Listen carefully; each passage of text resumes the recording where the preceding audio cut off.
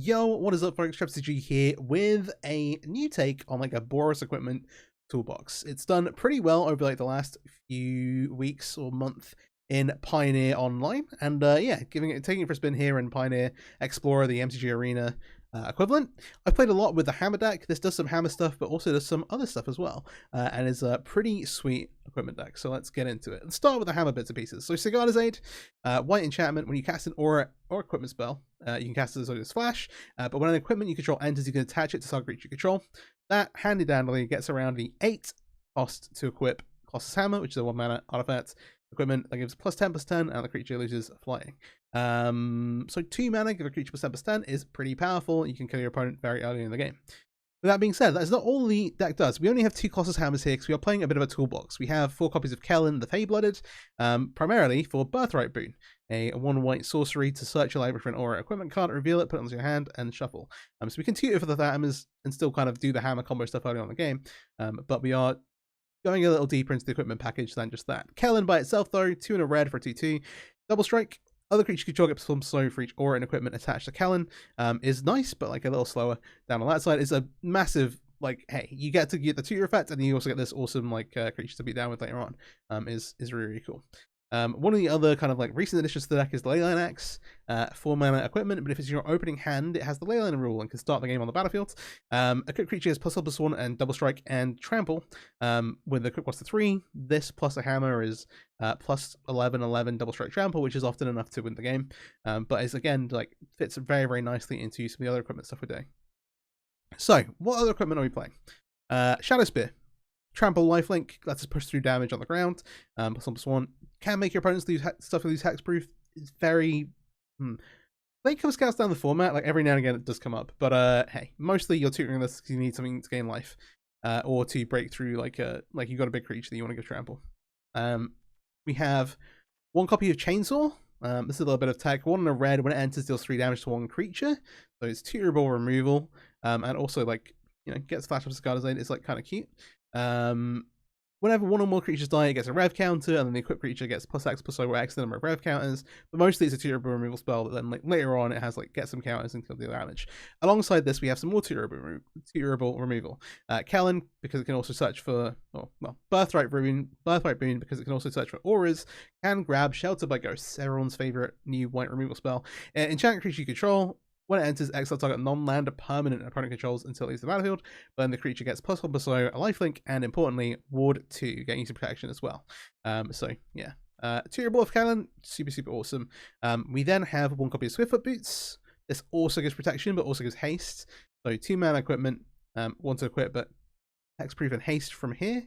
That hexproof later on in the game and haste means anything you draw off the top of your deck is going to be lethal. Is really good in conjunction with Kellen. It's like later on in the game you're like, okay, I'm just going to slam this, immediately suits it up with haste and hexproof, and then hopefully equip some more stuff to it. The new like big innovation and why this deck's been doing well, where like hammer hasn't like really broken through it to 1 yet, is Thran Power Suit.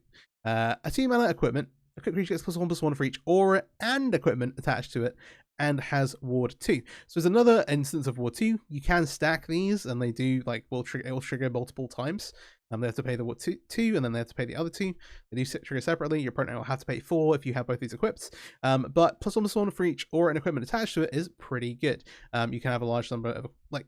Normally, it's not going to be some huge number. It does count itself. So if you have like this and Shuttle by Ghost, this is +1, +2. Like it does start to add up quickly, but stacking the instance of War 2 is really, really good.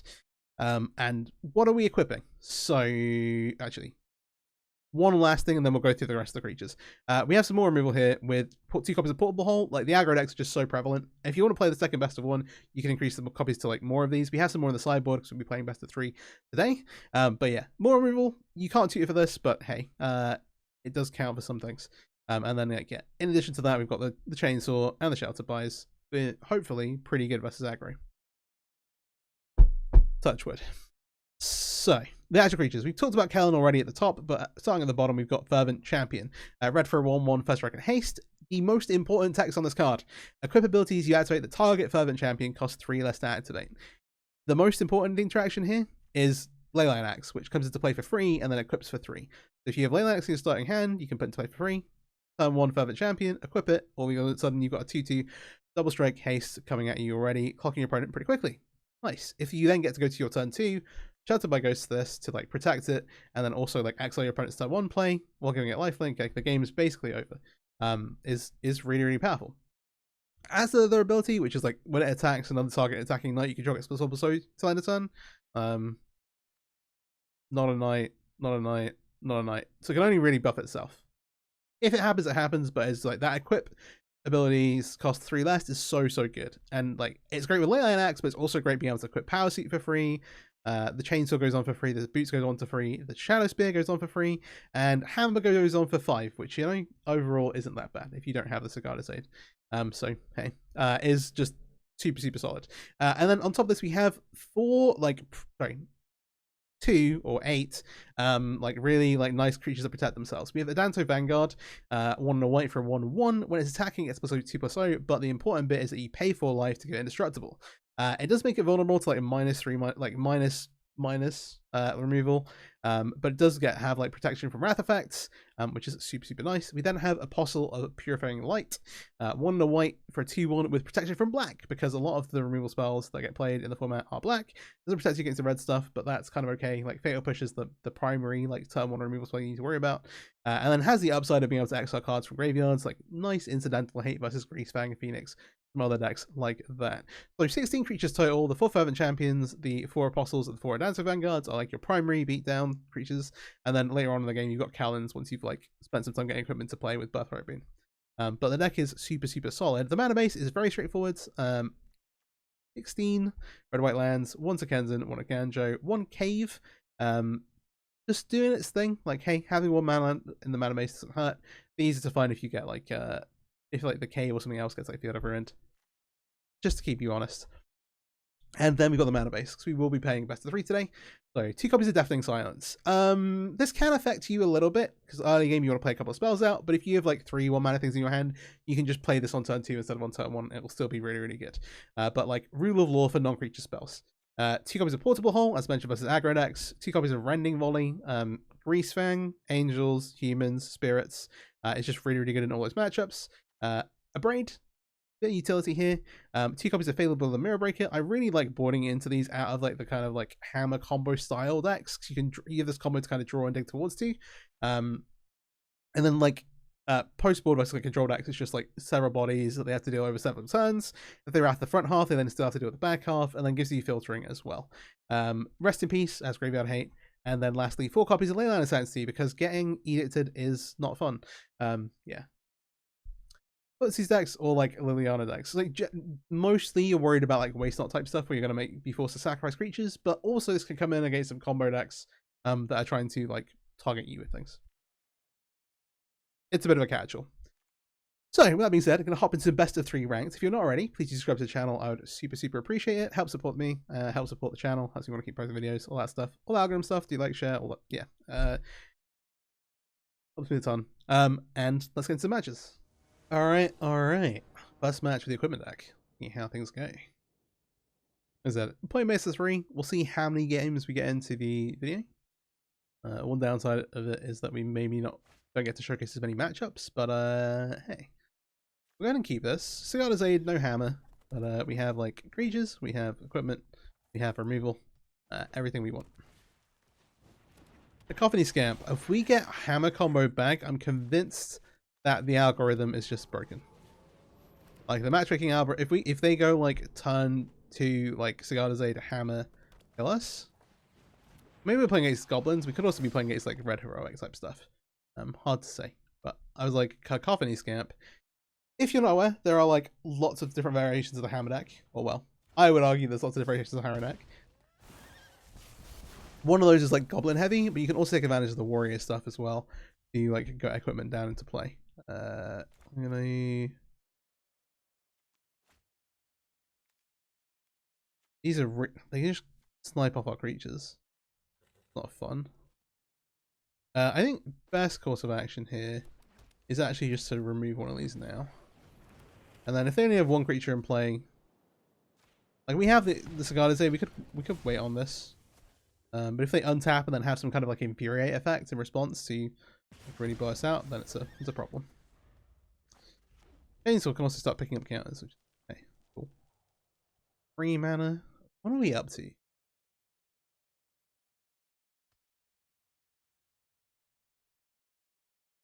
The Ancestral Anger heavily implies this is like red or red-black heroic. We'll see. I do feel better about removing this on our turn when they have access to things like... Oh, are we just dead? Turn inside out. They're going to sack here. I would maybe do it, because I get to manifest 2 cards if they cast 2 of these. Yeah. And they put us to, like... Oh. My bad. Me being like, oh, I would have sacked there. When they have the thud to kill us. Yep. We are dead on turn 3. The year is 2025. The ley lines help with that, but in general are not very good. The portable hells are decent. The deafening silencers are not the literal worst. However, too many of these effects drawing too many of these effects is bad. From our perspective, I'm going to cut some of the Cigar because they don't really do anything. None of our creatures, I will say, without the Slaughter by Ghosts, are very good versus red. Specifically Cacophony Scamp, because they can either trade with these, or they can like be like, okay, yeah, I'm going to attack you. I'm gonna just force you to pay 4 life over and over again. It's not as bad like Heroic as it would be in like a non-red deck or in Goblins, but still pretty bad. And then for the last trick, I think I'm going to cut this with Foot Boots. Okay. Well, maybe the answer is to go down to like 1 hammer, 3 Cigar Disease. No, I like having the draw still. We can still get there. I'll keep this. I've seen some versions of this deck only play 2 hammers, 2 Cigar Disease anyway. The multiple Cigar Disease is a surefire way to lose a game though. We'll play, of course. I'm gonna keep this. A lot of that's based off of starting with Leyline in hand. If they have an answer for our turn 2 Apostle, then we're gonna look a little silly. But we may draw into other creatures, and that's important. That's the upside we're looking for. We'll see. Leyline Axe on the battlefield. I'm gonna play out the Shadow Spear. Just be mana efficient here. No reason not to. Okay. Fossil. Fossil is vulnerable. It looks like they do have removal here. Or they just have like a spell that targets that they don't want to target our Apostle with. Is more likely. Many of their cards say target creature. They don't necessarily have to say more than that. Okay, they're gonna anger here. That makes me feel pretty good because they're tapped out. Which means we can kind of do our thing without having to worry too much. I'll play this on red. Just shelter by here and set us up. It's still like not impossible for them to remove the Apostle, but it is more difficult. And obviously we have our lifelinker in play. I gain that life back straight away. We do have more creatures if things start to go Ori. Yeah, if they have like a play with fire here or some kind of shock effect to like kill this, they can pay the ward and just get this Swift back.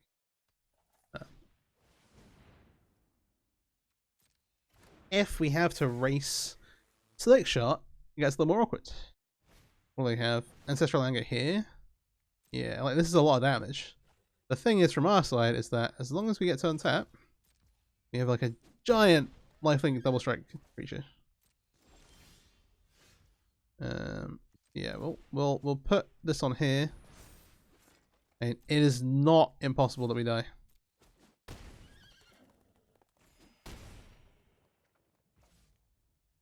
Them to hold this back. Now, this is trample. They're on 9.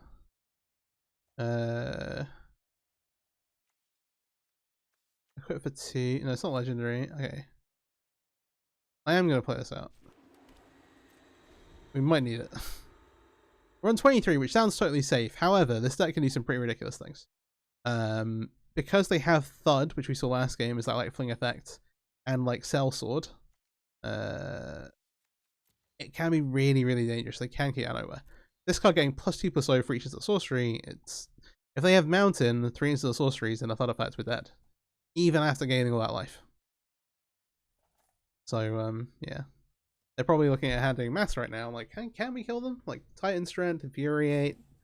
Yeah. Yeah, we can. It doesn't take all that much.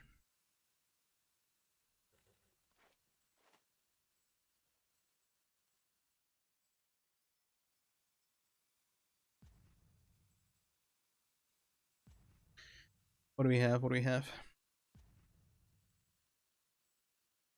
Instead, we're already battling down for game down. Alright, they're really in the tank. Hopefully that's not tank kill me, but it could be.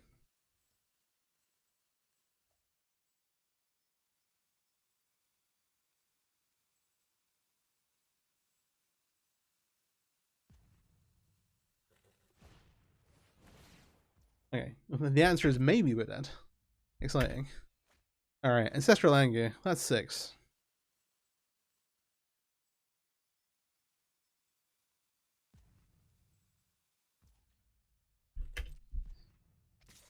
That's an attack. Is that it? Or are we gonna lose all of a sudden here? Monstrous Rage is a lot of damage. Like I said, it wouldn't take that much. We are exactly dead to third, in fact. We're at 12 now. The third will trigger the Slick Shot, giving it +2/+0, and then killing us. Except, actually, it's a sacrifice as a cost, so it will turn us down to 1. As is right now. This isn't the kind of roll that deals damage to us. So what's the... Okay. They're gonna throw us down to 1 and then concede. Alright, game... Okay, is it... Should we have the ley lines in the deck? Actually think about it. It's so easy for us to just die as the creatures with like these things stuck in our hand. I just don't think that... I don't think that can possibly be correct.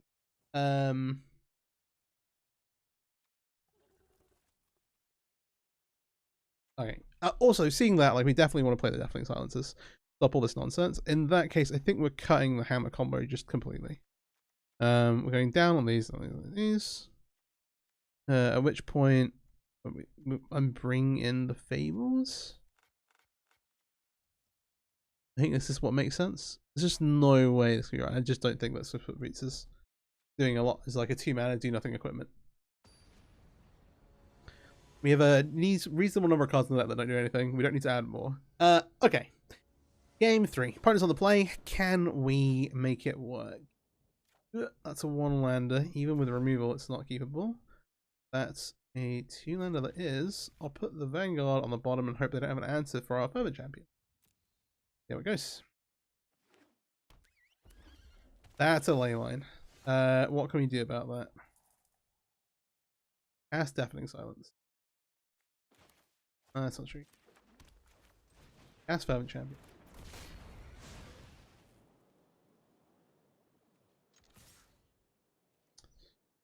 Okay. Would like to not die this turn, and then we can shelter by Ghost of the Ley Line and feel okay about it. Okay, great. Not the great timing on drawing this, but we will just shelter by Ghost of the Ley Line now.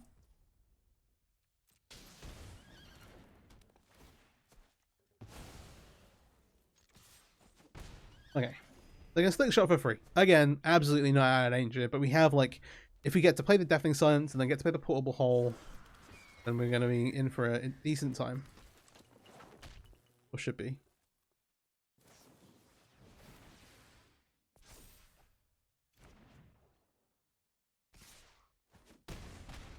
It's like, would like to draw a white source. Okay, that doesn't... it doesn't not help us.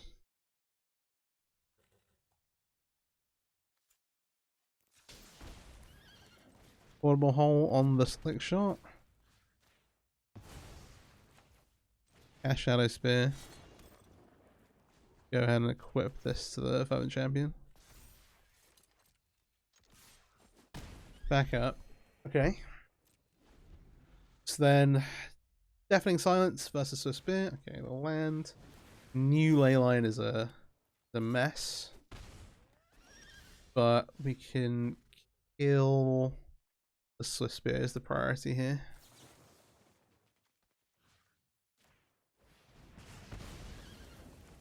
The Leyline doesn't matter if they don't have any creatures.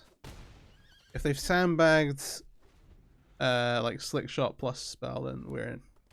We're in for it. As a Slick Shot. Spell doesn't kill us, but does a lot of damage. And Inside Out's not bad. Yeah, we take 9 here. That's a lot. Apostle. This doesn't help us anymore. It's only drawing 1 card a turn.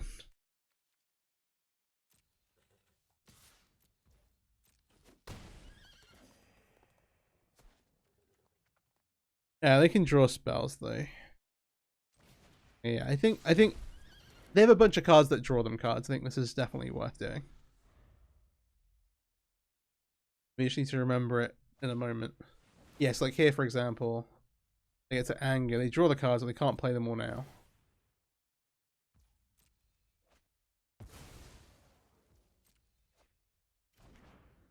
Ignoring the fact that we're like nearly dead to this.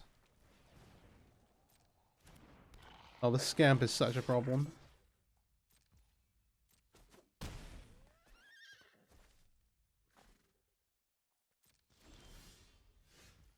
Fable is not doing it.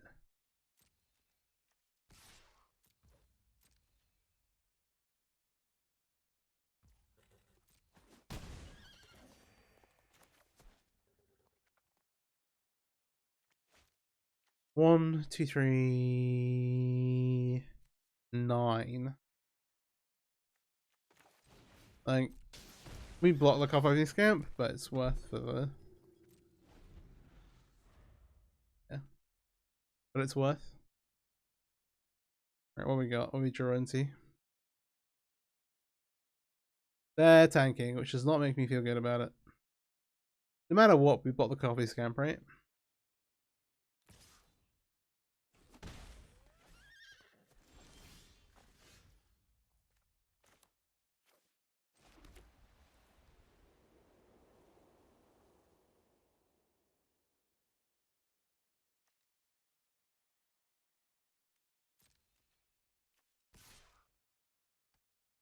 No, we threaten lethal, make sure they actually do block.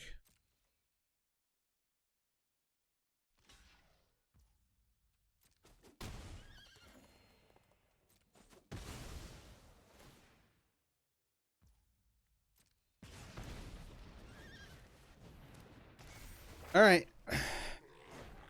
We live most things. Slick shot, a second Slick Shot into sorcery is dead. Alright, we get there. Okay. I was panicking. Alright, nice win versus Mono Red Heroic there. See what we got in store for match number 2.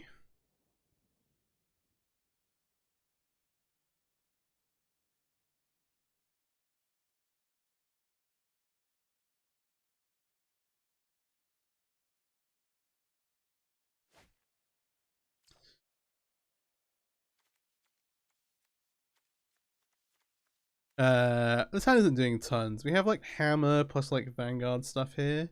These are fine. We've got no equipment to pair with them. We've got no Red Source for the Fervent Champion. We're gonna mulligan this. We can definitely do better. This isn't exactly what I meant. We have the Leyline. We have like Sigarda's Aids, but no castable creatures. I think in this case we do go to 5. It feels bad, but here we are. And I'll put these 2 on the bottom line. I guess these.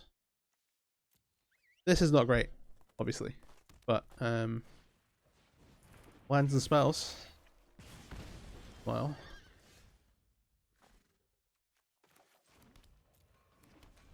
okay. Boros aggro, maybe Boros, maybe like more on the Bernie side, like Lightning Helix a Boros charm potentially. But another Slick Shot deck is the main takeaway here.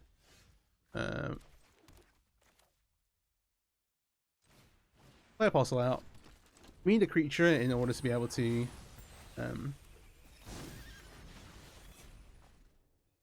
mean, I block the etching. If they're Monstrous Rage, they do have it.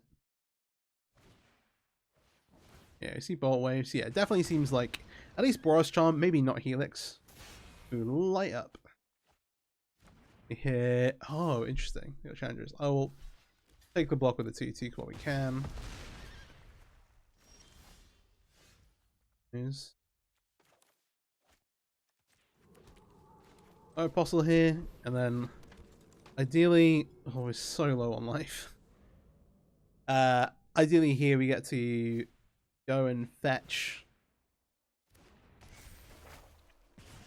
Go to 7. Do a pump spell, do a burn spell. We have something. Something burning. Yeah. Light up plus any spell. They don't have a land. They don't have a land.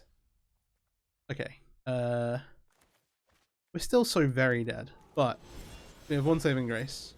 Is that Kellen can tutor us up a Shelter by Ghosts. Shelter by Ghosts go onto the Apostle. Exile the slow off, show off. And then attack them for 3 on the ground. Now, if they still don't draw a third land, they can't burst lightning our Apostle and pay. But if they... Oh, it's a tap land. That puts us at 3. That enables the light up the stage, though. They have a skewer. Okay. Alright. Alright. Okay. Alright. Tough. Tough. Tough. So, we do have another aggro deck here. This one is red-white, but like they're not playing any white creatures. So, we leave those at home. On the board, I think similar to last time, I'm not as interested in these Deafening Silences. For sure. On the flip side, I'm going to cut the boots here. And then, like, I want to cut some hammer combo stuff. I think trimming the 2 Cigar days is a good place to be. We could do 1 and 3 here. You get some value out of it still. You still tutor for the hammer. I think this is about right. Let's look at this again. Yeah, no, okay. Happy enough. Like, could cut for Fables. Again, like, there's some argument that you could play the Deafening Silences. I don't think they're great here.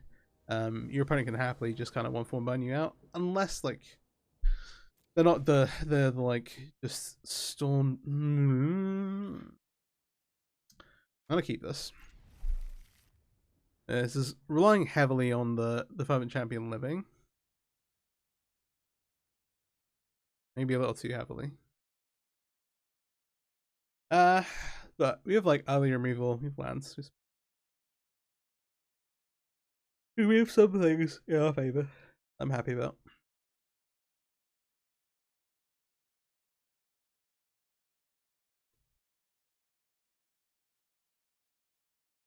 Yeah, I'm just shocking myself for a sake of Andrew on time one though.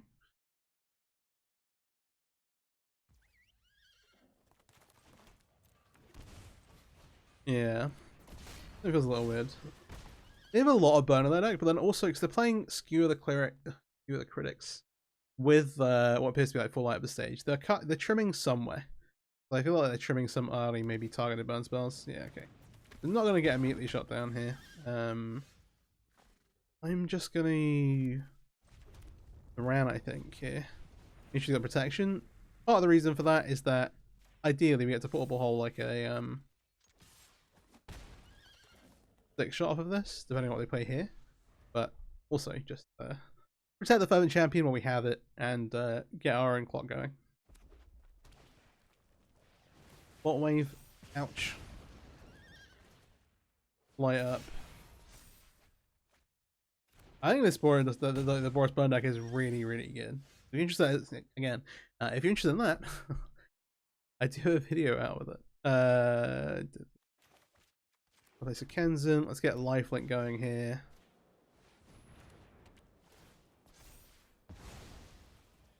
Okay. We did draw another Swiss Spear. The life gain is going to be important. Will hopefully carry us through. Not a guarantee of anything. I can't remember. I don't. Okay, from exile you can. It's if you have one of the like, put extra land to play cards. Okay, we are going to catch us.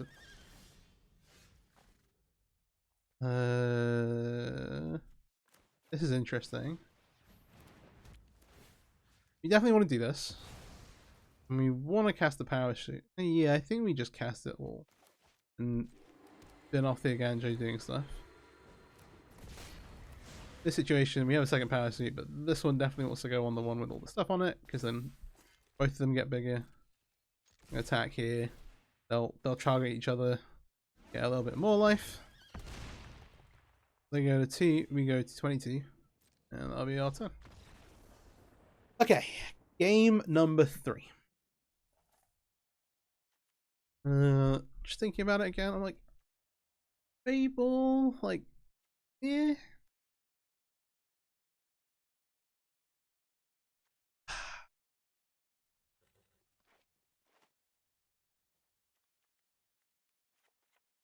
We leave one of each in for mice. That's crazy. There's nothing else you'd rather have in. I think on the draw especially, we're going to be playing from behind anyway, and Cigar Days are going to be so bad. Ideally, we have like none of the stuff in the deck. Deafening Silence. It's like light up the stage. Trigger something on my headset. Light up the stage, some other elements. I'm like, okay, do we want to...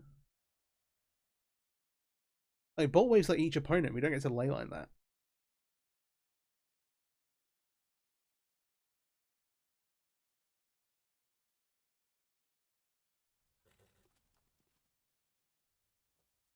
Am I being stupid not just bringing 4 of these in? Is that it?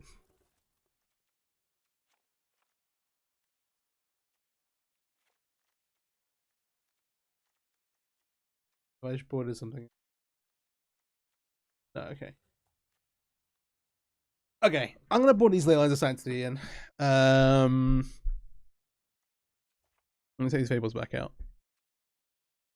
It's so awkward. Like, so many of the burn effects say each opponent now. Or like, we'll just go point at our creatures. I don't feel great about it. And then we just end up with like these like 4 mana Leylines in our hand.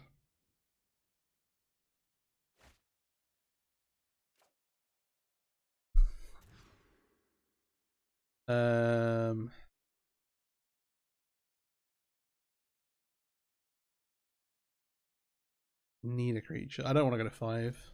Right.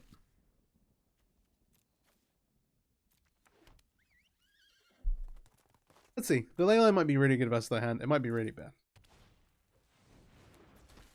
Maybe they have to cast some spells target themselves. That'd be cool, right? Okay, this helps us a bit. One thing I guess that this does mean is that more spells will be targeted at our creatures. I think it's still worth doing this. And again, like getting the Swiss Spear with the portable hole is much worse than getting the slick shot. So hey.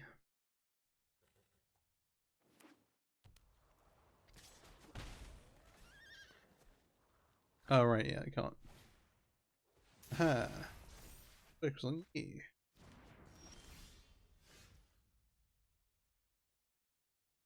Okay, so they have Light Up and Burst Lightning. Depends if they have lands. I think them spending their turn Burst Lightning my fellow champion is still good enough for us that this is worth doing.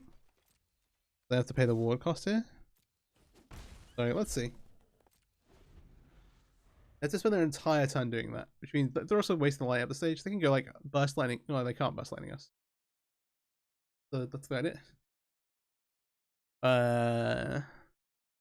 Curious. So like bluffs plus like light up the stage and a break and light up the stage just go. The critical stuff is interesting. The having the tap lands in the deck is still really awkward though, I would say.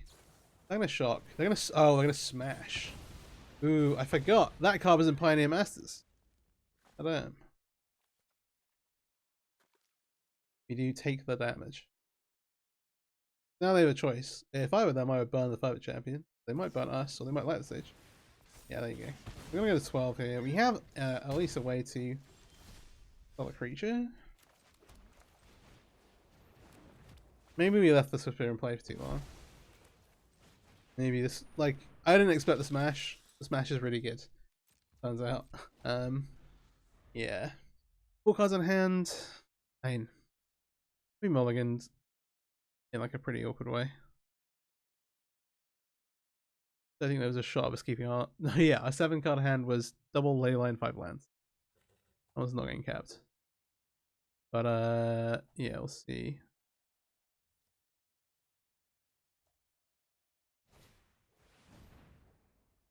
There is a slick shot. What we got with the slick shot? Bolt wave. Ow. Go to 6. Again, that card says each opponent, because they were like, no, yeah, lava spike's too good. Okay. Alright, okay. Telling me there's a chance. I say, this entire matchup revolves around us getting a creature in play with lifelink.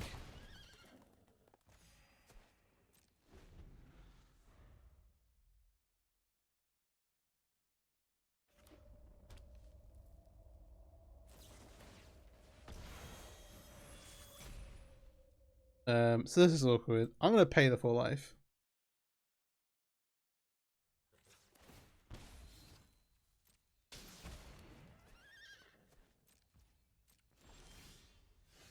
But, yeah, I don't feel great about it.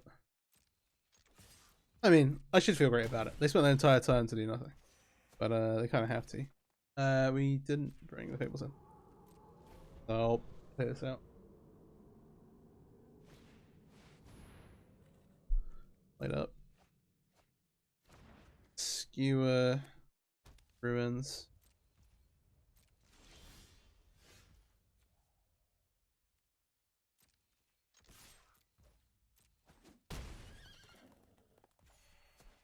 There's definitely an argument for playing the second Shadow by here.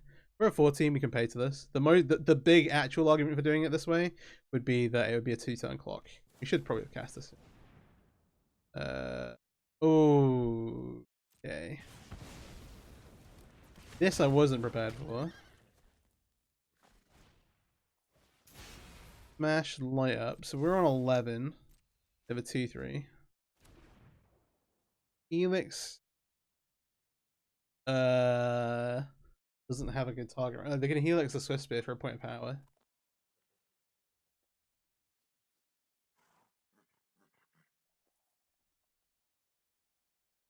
Actually, no, they can Helix the Vanguard and just not pay the board.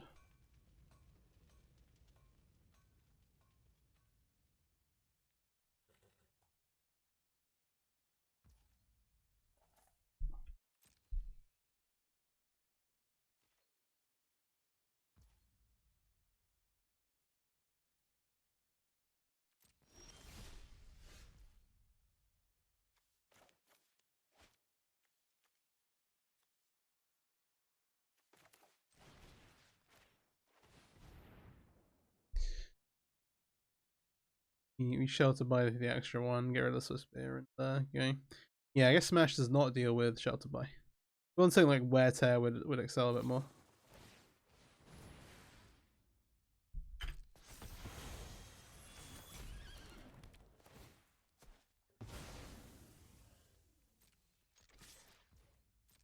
They don't want me to go to 16. Make a power suit. We do get there. That Atlanta Vanguard does make the trip. Alright, nice. Alright. You go to best of 3, like, hey, maybe I won't face so many aggro decks. You face them anyway. It is what it is. The Boros equipment deck is super sweet. We were playing 2 quite similar-ish. So like one was like a heroic deck, one was definitely like on the burn side. So they are like distinct aggro decks, at least. But the game plan is largely the same. Land a creature into play with the lifelink effect on it, and hope you don't accidentally lose. I think it was. I didn't expect the ley lines to be as good as they were. I mean, if your opponent goes like a bolt wave, like just like hit you with a slick shot for like 12, whatever, it can look really bad. And obviously if you draw them outside your opening hand, or you draw like multiples in your opening hand with only lands, then it's pretty bad. But it did overperform versus burn. Traditionally, Leyland's Sanctity, good versus burn, but they also have more like each opponent effects and like cards that target their own stuff than like ever before. So it's always hard to kind of read on that. But hey, the gamble paid off, and I think that, yeah, that's just like the more burn oriented, the like Boros burn style, then the Leylands are good. Versus the deck we played in game 1, they don't do anything. They have like no tax. Well, okay, not nothing. They turn off their like thud effects, but that's only like a small portion of the deck, really. That's only like 4 cards. So it is what it is. Overall, again, the deck performed really well. You have like this 1-2 game plan. The hammer combo stuff, you could like trim down on a little bit. You could I prefer being like all in on it or like mostly off of it. Cigar's aids interact nicely with some of the other elements of the deck, obviously with equipment and stuff. But normally you want to be just like casting your equipment at like the normal time anyway. Occasionally you get to like get them in combat with like a leyline axe or something, but you could like trim this or go like back into 4 hammers, and I'd be happy with either of those kind of opportunities. The Terran's Power Shells were really nice, being able to stack all these water effects. I think like part of the reason that this card is better is because Shelter to My Ghost is printed, and being able to stack multiple of these water 2 effects is incredible. And yeah, the Leyline Axe stuff with like Fervent Champion, just like loading up a Fervent Champion is still just really nice. Ananda Vanguard, really nice. Apostle of Purifying Light is really good in some matchups, but obviously was poor in both the ones we played here. It's not very good versus red in general. But hey, you know, there are definitely like, if we played against like Rakdos, this would probably be very, very good. A bunch of other matchups, the blue-black stuff that's going around at the moment. But yeah, hope you enjoyed the video. Deck is super, super awesome. If you did, please do like, subscribe, share it around. All that stuff helps the channel out a ton, helps support me and the work I'm, well, the videos I'm making. I like to call this work. And yeah, thanks for watching. Peace out.